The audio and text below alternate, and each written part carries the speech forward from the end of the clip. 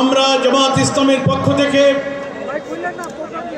আমাদের কলিজার টুকরা সন্তানদের রক্ত আন্দোলন এবং ত্যাগের বিনিময়ে 24শে জুলাই আন্দোলনের অর্জিত যে নতুন বাংলাদেশের নতুন স্বপ্ন পূরণের জন্য আগামী ফেব্রুয়ারিতে জাতীয় সংসদ নির্বাচনকে অবাধ, নিরপেক্ষ, স্বচ্ছ এবং গ্রহণযোগ্য করার জন্য কয়েকটি দাবিতে দেশব্যাপী আমরা কর্মসূচি ঘোষণা করেছিলাম। আমরা দেখতে পাচ্ছি সুষ্ঠু এবং নিরপেক্ষ নির্বাচনের লক্ষ্যে সকল রাজনৈতিক দল, জাতীয় ঐক্যমত্য কমিশন এবং সরকারের পক্ষ থেকে সে প্রচেষ্টা অব্যাহত আছে। কিন্তু কখনো কখনো বিভিন্ন কলা কৌশলে এই প্রক্রিয়াকে ব্যাহত করার জন্য এই ঐক্য প্রক্রিয়া, এই সংস্কার, এই লেভেল প্লেইং ফিল্ড, এই পিআর পদ্ধতি, ফ্যাসিবাদের দোষরদের বিচার এবং তাদের রাজনৈতিক কার্যক্রম নিষিদ্ধ করা, জুলাই অভ্যুত্থানে ঘৃণ্য মানবতা বিরোধী অপরাধের ফ্যাসিস্টদেরকে নির্বাচনের আগে দৃশ্যমান বিচার নিশ্চিত করার কাজে কখনো কখনো প্রতিবন্ধকতা তৈরি করা হচ্ছে। অহেতুক ওজর এবং তুচ্ছ বিষয় নিয়ে বিভিন্ন মহল থেকে আমাদের এই গণতন্ত্রের অভিযাত্রাকে থামিয়ে দেওয়ার চেষ্টা করা হচ্ছে। আমরা আজকে এই যে কর্মসূচি, আমরা বিগত 30শে সেপ্টেম্বর আমাদের আন্দোলনের দ্বিতীয় দফায় এই কর্মসূচি ঘোষণা করেছিলাম। আমরা 1 অক্টোবর থেকে 9 অক্টোবর পর্যন্ত সারা দেশে গণসংযোগের কর্মসূচি দিয়েছিলাম। টেকনাফ থেকে তেতুলিয়া, রূপসা থেকে পাথুরিয়া, প্রতিটি জেলা, উপজেলা, ইউনিয়ন, ওয়ার্ড পর্যায়ে জামাত ইসলামীর নেতা কর্মীরা জনগণকে সম্পৃক্ত করে 1 থেকে 9 অক্টোবর পর্যন্ত আমাদের এই 5 দফা দাবির যৌক্তিকতা তুলে ধরেছেন। আজকে 10 অক্টোবর বাংলাদেশের প্রত্যেকটি বিভাগীয় সদর এবং মহানগরীতে গণমিছিল হবে এবং তার পূর্বে সমাবেশ।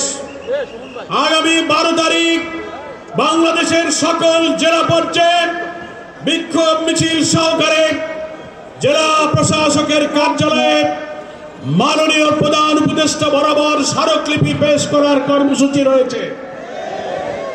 অনেকে প্রশ্ন করেন সংস্কার, লেভেল প্লেইং ফিল্ড, একটি অবাধ নির্বাচনের জন্য ঐক্যমত্য কমিশনে আলোচনার টেবিলে আলোচনা চলছে, অথচ আপনারা কেন রাজপথের আন্দোলনের কর্মসূচি পালন করছেন? এই জন্য আমরা করছি, কোন কোন দলের পক্ষ থেকে জনগণের অধিকাংশ অংশের যৌক্তিক দাবিকে তুচ্ছ-তাচ্ছিল্য করা হচ্ছে।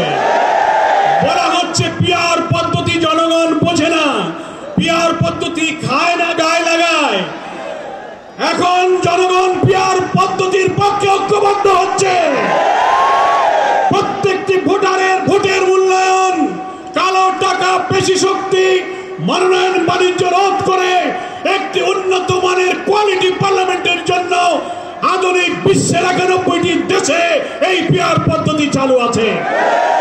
কোন বিজ্ঞ ব্যক্তিত্ব সম্পন্ন রাজনীতিবিদ কোন কর্মসূচি, কোন পদ্ধতির ব্যাপারে ভিন্নমত পোষণ করার অধিকার আছে, কিন্তু দেশের অন্যতম রাজনৈতিক দলের ঘোষিত কর্মসূচির এমন গুরুত্বপূর্ণ বিষয়ে তুচ্ছ-তাচ্ছিল্য করার কোনো অধিকার নেই।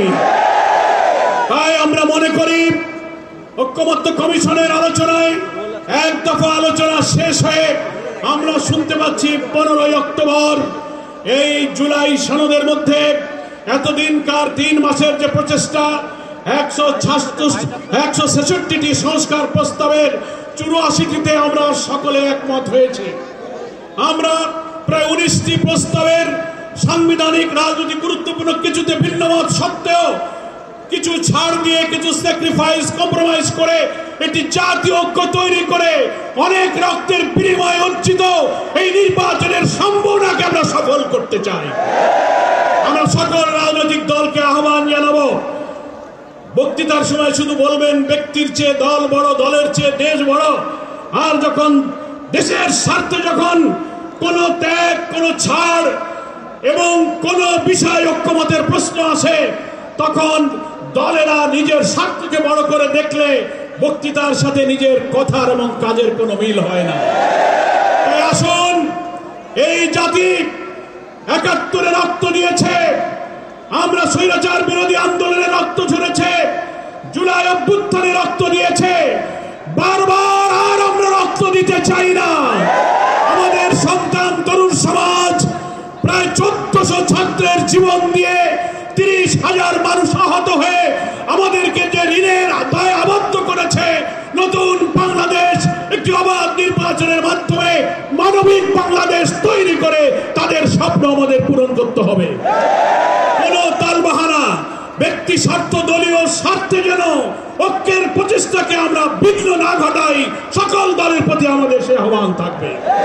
আমরা এখনো দেখতে পাচ্ছি নির্বাচনের আগে লেভেল প্লেইং ফিল্ড কোথাও মানা হচ্ছে না। মাত্র ৩০% টাকায় জমির মালিক হয়ে নতুন বাংলাদেশের গড়ে তোলার স্বপ্ন দেখা বাংলা বসতি। থানার ওসি সাহেব, ডিসি সাহেব, ইউএনও সাহেব, সচিবালয়ের কর্মকর্তা এবং আমলা যারা আছেন, ইভেন আমাদের অন্তর্বর্তীকালীন সরকারি উপদেষ্টাদের মধ্য থেকে অনেকের ভূমিকা এখনো জাতির সামনে প্রশ্নবিদ্ধ। কোন বিশেষ দলের প্রতি দুর্বল হয়ে কারো চাপে মাথা নত করে প্রশাসনে কোন দলের পছন্দের লোককে বেছে বেছে পদায়ন করে নির্বাচনকে প্রভাবিত করার অপচেষ্টা অব্যাহত আছে। এগুলো বন্ধ করে নির্বাচনের মাঠকে সমান সমতল করতে হবে। প্রত্যেকটি ছোট বড় দল যেন নির্বাচনের সমান রাজনৈতিক, সাংবিধানিক, নির্বাচন কমিশন প্রদত্ত সকল সুযোগ যেন অবাধে সমানভাবে ভোগ করতে পারে। পিআর পদ্ধতি, এই পদ্ধতি নতুন হতে পারে, সারা পৃথিবীতে পদ্ধতি জনপ্রিয়।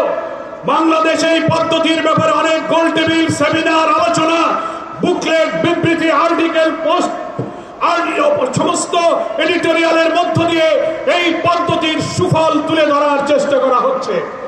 আমরা সরকারের কাছে, ঐক্যমত্য কমিশনের কাছে বলবো, জুলাই সনদ স্বাক্ষরের সময়ের আগে আপনারা পিআর পদ্ধতির ব্যাপারে একমত হয়ে জাতির আকাঙ্ক্ষাকে আপনারা বাস্তবায়ন করুন। আমরা দাবি করব, ফ্যাসিস্টের দোসর জাতীয় পার্টি সহ 14 দল, মেনন, ইনুরা 17টা বছর শেখ হাসিনাকে পাহারা দিয়ে রেখেছিল। তারা যদি পাহারা না দিতে এতদিন তারা টিকতে পারত না, সাজানো বানানো নির্বাচন তারা করতে পারত না। একই অপরাধী হওয়ার কারণে তাদেরও রাজনৈতিক কার্যক্রম নিষিদ্ধ করতে হবে। ভিন্ন অপরাধীদের জন্য যে মানবতা বিরোধী ট্রাইব্যুনাল গঠিত হয়েছে, আমরা দেখতে পাচ্ছি ট্রাইব্যুনালের কাজের অগ্রগতি ধীরে ধীরে এগিয়ে যাচ্ছে।